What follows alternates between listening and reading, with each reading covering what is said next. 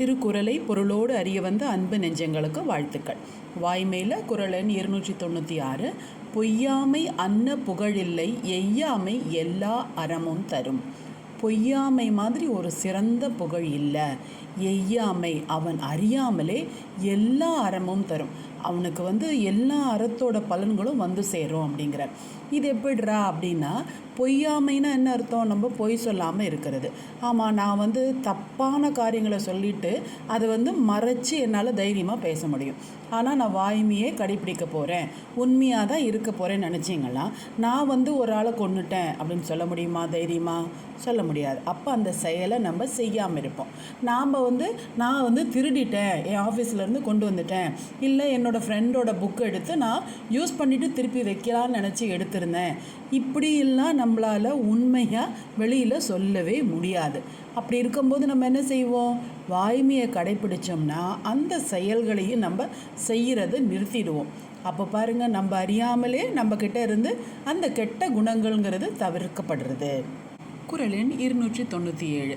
பொய்யாமை பொய்யாமை ஆற்றின் அறம் பிற செய்யாமை செய்யாமை நன்று. பொய்யாமை பொய்யாமை, பொய் சொல்லாமல் இருக்கிறது, ஆற்றின் அந்த வழிக்கே, அறம் பிற மற்ற அறத்தை செய்யாமல் இருக்கிறது நன்று அப்படிங்கிறார்.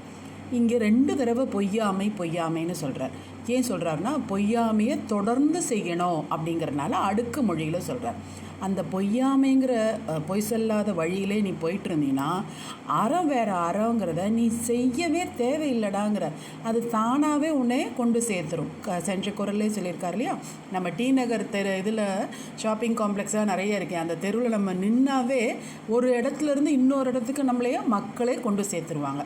அது மாதிரி இந்த வாய்மையே ஒன்று உறுதியாக நீ ஒன்றுமே செய்யவே வேண்டாப்பா அப்படிங்கிற பார்த்தீங்களா, அது மாதிரி நீ ஒன்றும் செய்யவே வேண்டாம், பொய்யாமையை மட்டும் தொடர்ந்து நீ ஒரு பழக்கமாக வச்சுருந்தீங்கன்னா உனக்கு எல்லா அறத்தோட நன்மையும் கிடைக்குங்கிற.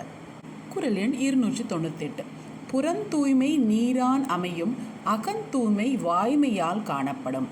புறந்தூய்மைங்கிறது நம்மளுடைய வெளியில், நமக்கு நெஞ்சுக்கு வெளியில் தோற்றத்தில் இருக்கிற அழுக்குகள்லாம் எப்படி போகும், அதாவது தோற்றம் நல்ல தூய்மையாக இருக்கணும்னா என்ன செய்கிறோம்? நீரால் அமையும், நல்ல தண்ணினால் அமையும். நல்லா குளித்தோம்னா சோப் போட்டு, இல்லை நம்ம கடலை மாவு பைத்த மாவு எல்லாம் போட்டு உடம்பு தேய்ச்சி குளித்தா அழுக்கு போகும். அது மாதிரி உடுத்துகிற ஆடைகளை நல்லா தேய்ச்சி துவைச்சா நீரால் தானே அது அமையுது.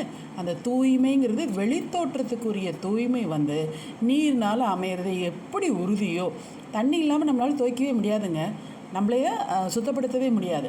எப்படி ஒரு நீர் சுத்தப்படுத்துதோ நம்ம புற உடம்ப, அது மாதிரி அகத்தூய்மை, மனசுக்குள்ளார ஒரு தூய்மை அப்படிங்கிறது வேணும்னா அது வாய்மையால் மட்டும்தான் முடியும் அப்படின்னு சொல்கிறார்.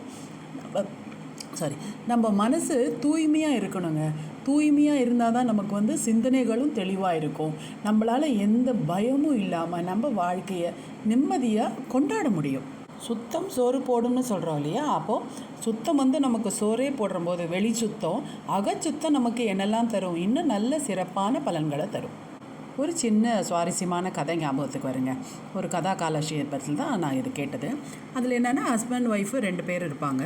அப்போ அந்த ஹஸ்பண்ட் எப்போதுமே, அந்த கணவன் எப்போதுமே வாரத்துக்கு ஒரு தடவை அங்கே பக்கத்துலலாம், அந்த காட்டிலலாம் கதா காலட்சேபம் ரொம்ப தொடர்ந்து நடக்கும். ஒரு இடத்துல ஒரு கூட்டமாக கூடி அங்கே ஒரு உபன்யாசகர் பேசுவார், அதை எல்லாரும் கேட்க போவாங்க. அநேகமாக அது ஃப்ரீயாக தான் இருக்கும். அதனால் ரொம்ப பிரபலமான, ஃபார் எக்ஸாம்பிள் நம்ம வாரியார் அந்த மாதிரிலாம் ஆளுங்க வரும்போது அந்த இடமே திரண்டு நிற்கும். அப்படி இந்த மாதிரி பக்கத்தில் நடக்கிறம்போது இந்த ஆள் தவறாமல் போயிட்டு வந்தாராம். இந்த அம்மையாருக்கு ரொம்ப கோபம். வீட்டில் இருக்க வேலை செய்யாமல் இந்த ஆள் ஏன் சும்மா போய் உபன்யாசத்துக்கு போய் உட்கார்றான்னு இந்த அம்மா அந்த ஆளுக்கு புலப்படுத்தணும்னு, இவர் ஒன்றும் பெரிய அறிவார்ந்த ஆள் இல்லை, அவர் சாதாரண ஒரு ஆள் தான்.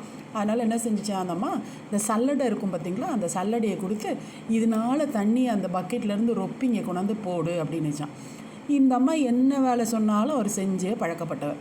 அதனால் அவர் என்ன செஞ்சார், சல்லடையிலேருந்து தண்ணி எடுத்துகிட்டு இந்த அம்மா சொன்ன இடத்துக்கு வரத்துக்குள்ளாரே பாதி வழியில் எல்லாமே அந்த தண்ணி கொட்டி தான் போகுது.